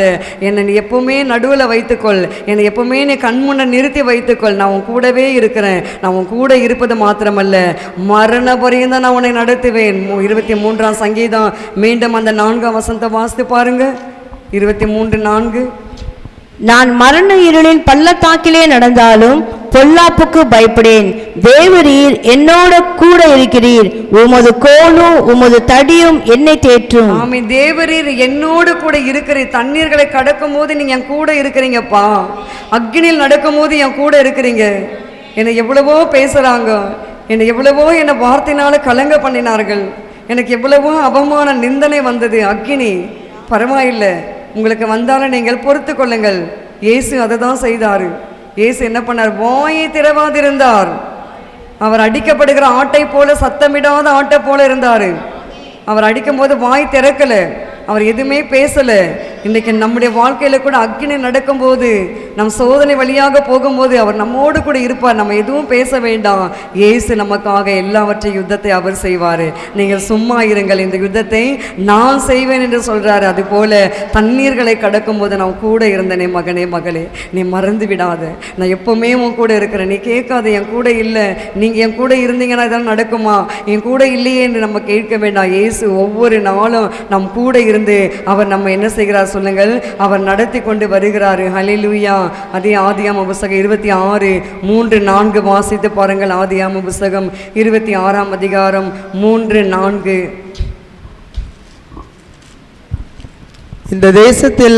இந்த தேசத்திலே வாசம் பண்ணு, நான் உன்னோடு கூட இருந்து உன்னை ஆசீர்வதிப்பேன், நான் உனக்கும் உன் சந்ததிக்கும் இந்த தேசங்கள் யாவையும் தந்து உன் தகப்பனாகிய ஆபிரகாமுக்கு நான் இட்ட ஆணையை நிறைவேற்றுவேன். ஆபிரகாம் என் சொல்லுக்கு கீழ்ப்படிந்து என் விதிகளையும் என் கற்பனைகளையும் என் நியமங்களையும் என் பிரமாணங்களையும் கை கொண்டபடியினால் நான் உன் சந்ததியை வானத்தின் நட்சத்திரங்களைப் போல பெருக பண்ணி உன் சந்ததிக்கு இந்த தேசங்கள் யாவையும் தருவேன். உன் சந்ததிக்குள் பூமியில் உள்ள சகல ஜாதிகளும் ஆசீர்வதிக்கப்படும் என்றார். ஆமென். போதும் பாருங்க, கர்த்தர் அவனுக்கு தரிசனமாகி ஆதியாகமம் 26 என்ன வாசிங்க 3, இந்த தேசத்திலே வாசம் பண்ணி யாரை குறிக்கிறது? ஈசாக்குக்கு கர்த்தர் சொல்றாரு. முதலாம் வசனத்தை வாசிக்கிறோம். ஆபிரகாமின் நாட்களில் உண்டான பஞ்சத்தை அல்லாமல் பின்னும் ஒரு பஞ்சம் தேசத்தில் உண்டாயிற்று. யாருடைய நாட்கள்ல? ஈசாக்குடைய நாட்களில். அந்த ஈசாக்குடைய நாட்களில் ஒரு பஞ்சம் உண்டான போது கர்த்தர் என்ன சொல்றாரு? தேசத்திலே வாசம் பண்ணி, எந்த இடத்துல நமக்கு கஷ்டம் இருக்கு, ஒருவேளை நமக்கு இந்த ஊர் கஷ்டமா இருக்கு, இந்த வீடு நல்லா இல்லை, இந்த வீடு எனக்கு கஷ்டமாக இருக்குது, இந்த வீட்டில் போனால் எனக்கு தரித்திரமாக இருக்குது, இந்த வீட்டில் போனால் எனக்கு ஒன்றுமே நிற்கலை, நான் வேறு வீட்டை மாற்ற போகிறேன்னு இன்றைக்கி நிறைய அதை செய்கிறாங்க. ஆனால் இங்கே வேதம் என்ன சொல்லுது? எந்த தேசத்தில் பஞ்சம் இருந்ததோ அந்த தேசத்து தான் ஈசாக்கு குடியிருந்தார். குடியிருப்பது மாத்திரமல்ல, அவர் என்ன செய்கிறாரு? பஞ்ச காலத்தில் விதையை விதைக்கிறாரு. அப்போ ஏன் விதைக்கிறான்னா, ஈசாக்கோடு யார் இருந்தது? தேவன் இருக்கிறாரு. இன்றைக்கி நம்ம எந்த வீட்டில் இருந்தாலும் எங்கே இருந்தாலும் நம்ம கூட யார் இருக்குது சொல்லுங்க? தேவன் நம்மோடு இருக்கிறாரு. ஒரு சின்ன இது போட்டாங்க பெனியல் டிவியில், நாங்கள் பார்த்தோம், ஷார்ட் ஃபிலிம் அது போட்டிருந்தாங்க. அப்போ பார்க்கும்போது பார்த்தீங்கன்னா அந்த ஒரு குடும்பத்தில் 5 பேர் தற்கொலை பண்ணி மரித்து விட்டார்கள். அந்த 1 கோடி போகிற அளவுக்கு அந்த வீடு நல்ல பெரிய வீடு. மரித்தது நிமித்தம் அந்த வீட்டை பூட்டி விட்டார்கள். உண்மையாக நடந்த ஒரு சம்பவம். பூட்டி விட்ட உடனே அப்படியே கிடந்துச்சு, அது யாரும் வாங்காமல். கொஞ்ச நாள் கழித்து ஒரு ஐயாவுக்கு கர்த்தர் பேசினார் புரோக்கர் மூலமாக. 1 கோடி பெருமானம் உள்ள வீட்டை 30 லட்சத்துக்கு வந்தது. உடனே அந்த ஐயா என்ன பண்ணார்? தன் மகள் 2 பேர பிள்ளைகள், இந்த ஐயா 4 பேர் அந்த வீட்டை அவர்கள் வாங்கி விட்டார்கள். வாங்கின நாளிலிருந்து ஒரே பிசாசனுடைய போராட்டம், மரித்த ஆவியினுடைய நடமாட்டங்கள், பயம் அவர்களை அப்படியாக பிடித்து கொண்டு நேரடியாக அந்த ஆவி பேசுகிறது. பேசினோடனே அவங்க பயந்துட்டாங்க. அப்போ பாஸ்டர் இடத்துல போய் நம்ம சொல்லி பாஸ்டரை கூப்பிட்டு ஜெபம் பண்ணலாம் அப்படின்னா, பாஸ்டர் ஊருக்கு போயிட்டாரு. பாஸ்டர் வருவதுக்கு இன்னும் 2 நாட்கள் ஆகும். அந்த 2 நாட்களில் கூட இங்கே செத்தே போயிடுவாங்க போலக்கு, அந்த மாதிரி ஒரு சூழ்நிலை. அப்படி இருக்கும்பொழுது அந்த ஐயா என்ன செய்தார்? வசனங்களை சொல்ல ஆரம்பித்தார். எபேசியர் 6ஆம் அதிகாரத்தில், நீங்கள் அன்றியும் சகோதரரே கடைசி காலத்தில் என்ன பண்ணுங்க? உங்களுடைய சர்வாயுத வர்க்கத்தை எடுத்துக்கொள்ளுங்கள். நீங்கள் பிசாசோடு எதிர்த்து நிற்க திராணி உள்ளவர்களாகும்படி சர்வாயுத வர்க்கங்களை எடுத்துக்கொள்ளுங்கள் என்று சொல்லி அந்த வசனத்தை சொல்லி அவர்கள் ஃபேமிலியாக அவங்க சொல்லி ஜெபிக்க ஆரம்பித்தார்கள். அப்போ ஜெபிக்க ஆரம்பித்த விளைவு என்னாச்சு சொல்லுங்க? அந்த வீட்டில் இருந்த அசுத்த ஆவி, அந்த மரித்த ஆவியை அறிக்கை பண்ணி ஓடிவிட்டது. இனிமேல் நாங்கள் இங்கே இருக்க மாட்டோம், இங்கே ஃபேமிலி ப்ரேயர் நடக்குது, இங்கே ஃபேமிலியாக நீங்கள் வசனத்தை சொல்கிறீங்க, எங்களுக்கு இங்கே இடம் இல்லைன்னு சொல்லி அந்த ஆவிகள் அலறி அடித்து கொண்டு ஓடுகிறது. ஹல்லேலூயா சொல்லலாமா? காரணம் என்ன சொல்லுங்க? கோலும் தடியும் தேற்றினது. அவர்கள் வாக்கு தத்தங்களை சொல்லி ஜெபிக்க ஆரம்பித்தார்கள். யாரையும் அவங்க ஃபோன் பண்ணி கூப்பிடல, இங்கே வாங்க, இங்கே கட்டு இருக்கு, அங்கே கட்டு இருக்கு, அங்கே பேய் இருக்கு, இங்கே பிசாசு இருக்கு, அங்கே மாதிரிக்கிறங்க சொல்லுவார்கள். இந்த வீட்டை காலி பண்ணிட்டு அங்கே போயிடுங்க, இந்த ஊரே உங்களுக்கு சரியில்லைங்க, நீங்கள் வேற ஊருக்கு போங்களான. லோத்து அப்படி தான் பண்ணாரு. ஆபிரகாம லோத்து ஒன்றா தான் வந்தாங்க. இந்த ஊர் நல்லா இல்லைன்னு சொல்லி சோதோமுக்கு நேராக கூடாரம் போட்டார். அங்கே நல்லா செழிப்பாக இருக்குன்னு சொல்லி நடந்த சம்பவம் நமக்கு எல்லாருக்கும் தெரியும். மனைவி உப்பு தூணாக மாறிவிட்டார்கள். பிள்ளைகள் எல்லாம் வேறு மாதிரியாக மாறி போனார்கள். சபிக்கப்பட்ட சந்ததியாக மாறி போனது. இன்றைக்கு நாம் நம் வாழ்க்கையில் வாக்கு தத்தங்களை பிடித்து கொண்டிருக்கிறோம். என்ன செய்கிறோம்? இருக்கிற வீட்டிலேயே நீங்கள் ஜெபிங்க, நீங்களே தண்ணி எடுத்து ஜெபம் பண்ணி தெளிங்க, எல்லாம் மூளை முடுக்கலை தெளிங்க. அசுத்த ஆவிகள் எல்லாம் அலறி அடித்து கொண்டு ஓடிவிடும். நீங்கள் யாரிடத்துல எங்கேயும் போய் நீங்கள் சொல்ல தேவையில்லை. காரணம் என்ன சொல்லுங்கள்? கோலும் தடியும். அந்த கோல் நம் வாழ்க்கையில் இருக்கா? அந்த தடி நம் வாழ்க்கையில் இருக்கா? நம்ம இருதயத்தில் இருக்க வேணுங்க வசனம். நம்ம இருதயத்தில் இருக்கும்போது தான் வேதமே கிடைக்காத காலத்தில் அந்த இருதயத்திலிருந்து வசனங்களை சொல்லி நாம் ஜெபிக்கும் பொழுது சாத்தானை நம்ம ஈஸியாக ஜெயித்து விடலாம். அதனால தானே வெளிப்படுத்தின விசேஷம் நம்ம என்ன வாசிக்கிறோம்? ஆட்டுக்குட்டியின் ரத்தத்தினாலும் சாட்சியின் வசனத்தினாலும் அவர்கள் சாத்தானை ஜெயித்தார்கள். இன்றைக்கு நம்ம சாத்தானை ஜெயிக்க வேண்டுமானால் நமக்குள்ள என்ன இருக்க வேண்டும்? வசனம் இருக்க வேண்டும். அந்த வசனம் இருதயத்தில் இருக்கா? நம் தினந்தோறும் வாசிக்கிறோமா? நம்மையே நாம் ஆராய்ந்து பார்க்க வேண்டும். பிரியமான தேவ ஜனமே, இந்த கடைசி காலத்தில் வந்திருக்கிறோம். இயேசு சீக்கிரம் வரப்போகிறாரு. நம் வசனத்தை வாசிக்க வேண்டும், வாக்கு தத்தங்களை பிடித்து கொள்ள வேண்டும். ஒவ்வொரு நாளும் வாசிக்கணும். வாலிப தம்பிமார்கள் வசனத்தை வாசிக்கணும், வசனத்தை நேசிக்கணும். உங்களுடைய வேதத்தை நேசிக்கிறவர்களுக்கு என்ன உண்டு சொல்லுங்கள்? மிகுந்த சமாதானம் உண்டு. இன்றைக்கி நமக்கு நிறைய சமாதானம் வேண்டுமானால் நம் வேதத்தை நாம் நேசிக்க வேண்டும், நம் வேதத்தை நாம் வாசிக்க வேண்டும், நாம் அந்த வாக்கு தத்தங்களை நம்ம பிடித்து கொள்ள வேண்டும். ஈசாக்கு ஐயா அதை தான் செய்தார். பஞ்சம், அந்த பஞ்ச காலத்தில் தேவன் சொன்னாருன்னு சொல்லி, தேவன் உன்னோடு கூட இருப்பேன்னு சொன்னாருன்ற வார்த்தைக்காக அங்கேயே இருந்து அவர் என்ன பண்ணாரு? 12ஆம் வசனத்தில் ஈசாக்கு அந்த தேசத்தில் விதை விதைத்தான், கர்த்தர் அவனை ஆசீர்வதித்ததினால் அந்த வருஷத்தில் 100 மடங்கு பலன் அடைந்தான். நீங்க பஞ்ச காலத்தில் இருக்கிறீங்களா? பற்றாக்குறையில் இருக்கிறீங்களா? வேலை இல்லாமல் இருக்கிறீங்களா? என் கையில் ஒன்றுமே இல்லை, நான் எப்படி என் ஃபேமிலியை நான் ரன் பண்ணுறது? நான் எப்படி என் பிள்ளைங்களுக்கு நான் கேட்டதெல்லாம் வாங்கி கொடுக்கறது? என் பிள்ளைங்க எப்படின்னு சொல்லி இருக்கீங்களா? பஞ்சத்தில் போயிட்டு இருக்கீங்களா? பற்றாக்குறையோடு இருக்கிறீங்களா? வாக்கு தத்தம் சொல்லுகிறது, நீங்கள் கோலும் தடியும் உங்களை தேற்றும், 2 பரிவாரங்கள் உங்கள் வீட்டில் இருக்கும். அந்த பஞ்ச காலத்தில் ஈசாக்கு 100 மடங்கு அப்படியாக அறுவடை செய்தது மாதிரி நம் வாழ்க்கையில கூட ஆசீர்வாதங்களை கர்த்தர் கொடுப்பாரு. நீங்க மற்றவங்களுக்கு கொடுப்பீங்க, நீங்க வாங்க மாட்டீங்க. கொரோனா காலத்தில் நம்ம எல்லாரும் கொடுத்தோம் இல்லையா? கொரோனா காலத்தில் நம்ம யாருக்கு நம்ம கை நீட்டினோமா? இல்லை. பணம் இல்லை, எனக்கு சாப்பாடு இல்லை, எனக்கு உணவு இல்லை என்று ஏதாவது நம்ம கேட்டோமா? இல்லை. தேவன் சுகத்தையும் கொடுத்தாரு, ஆகாரத்தையும் கொடுத்தாரு, நல்ல ஆரோக்கியத்தையும் கர்த்தர் கொடுத்தாரு. ஹல்லேலூயா சொல்லலாமா? ஆமென். கர்த்தர் நல்லவர், அவர் கிருபை என்றும் உள்ளது. ஆமென். கடைசியாக வாசிக்கலாம், வாசிங்கள். எரேமியா புஸ்தகம் 24ஆம் அதிகாரம் 7ஆம் வசனம்.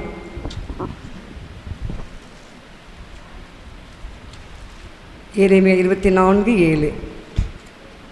நான் கர்த்தர் என்று அறியும் இருதயத்தை அவர்களுக்கு கொடுப்பேன், அவர்கள் என் ஜனமாய் இருப்பார்கள், நான் அவர்கள் தேவனாய் இருப்பேன், அவர்கள் தங்கள் முழு இருதயத்தோடும் என்னிடத்திற்கு திரும்புவார்கள் என்று இஸ்ரவேலின் தேவனாகிய கர்த்தர் சொல்கிறார். ஆமென். இஸ்ரவேலின் தேவனாகிய கர்த்தர் என்ன சொல்றாரு?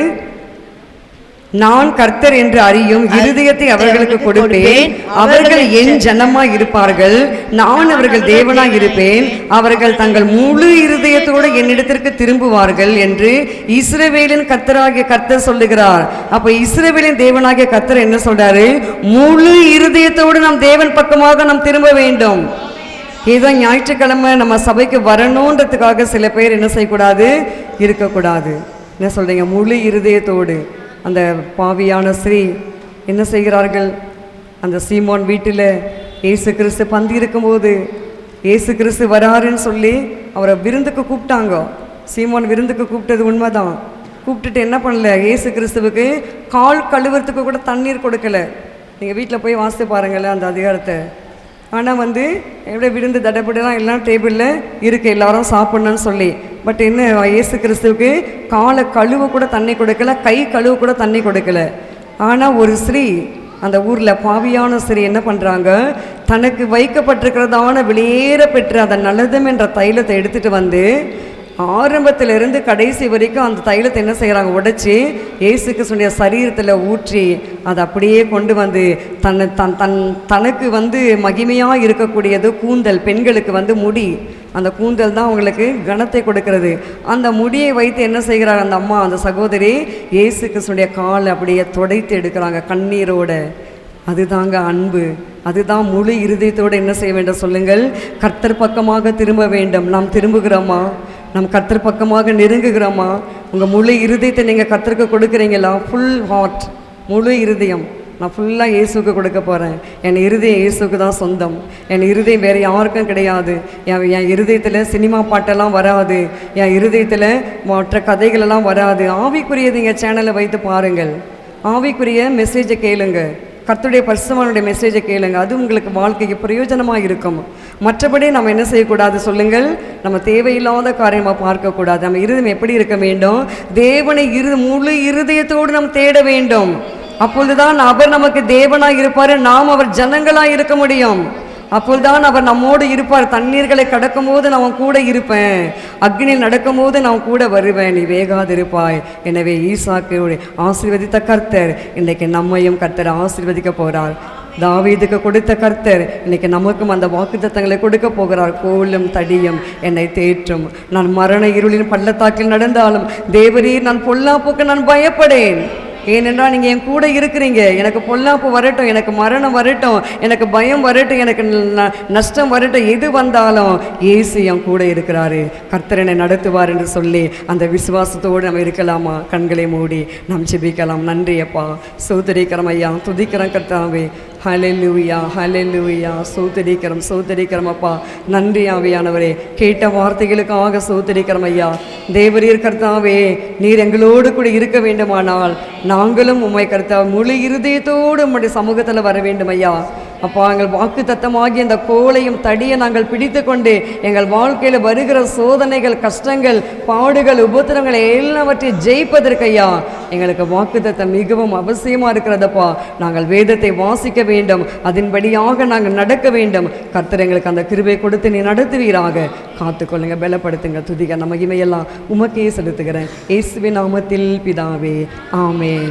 நமக்கு திருவிருந்து இருக்கிறது, நம் செய்தி முடிந்தது. நீங்கள் எல்லாரும் வரிசையாக நீங்கள் அவரிடத்தில் இருங்கள். கர்த்தர் தாமே நம்மை ஆசீர்வதிப்பாராக. ஆமென்.